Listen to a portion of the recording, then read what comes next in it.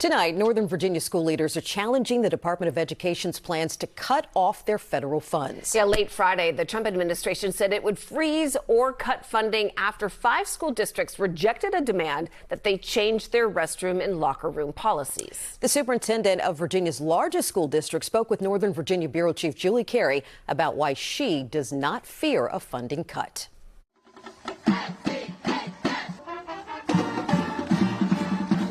On this first day of school for many Northern Virginia districts, policy debates are far from most students' and parents' minds.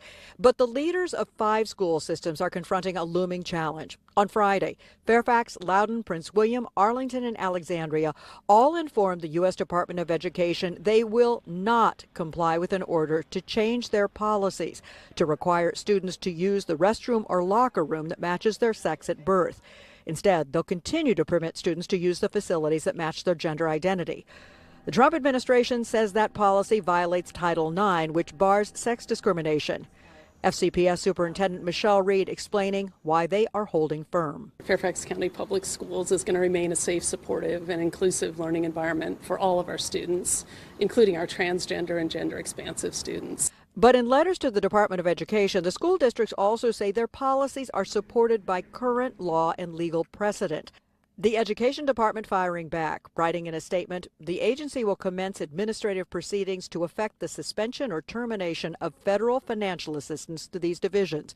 The Virginia districts will have to defend their embrace of radical gender ideology over ensuring the safety of their students. Reed says she's confident the funding cannot be pulled. Well, we believe in the rule of law, and we believe that we're following the law, and therefore we believe that we're going to have an opportunity to have our funds continued.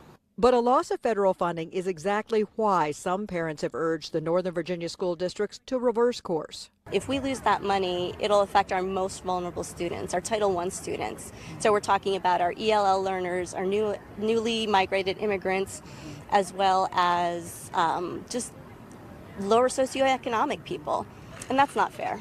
Prince William County School Board Chairman responding to me on Friday about what his district would do if federal funds were in jeopardy. We believe if the federal government decides to cut our funds, we could go to court to ask that they not be cut, because our monies are essentially allocated by the United States Congress. We don't think the president can do that.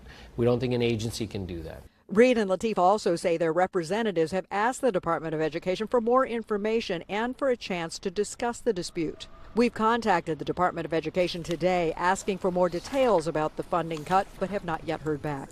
In Fairfax County, I'm Carey, News 4.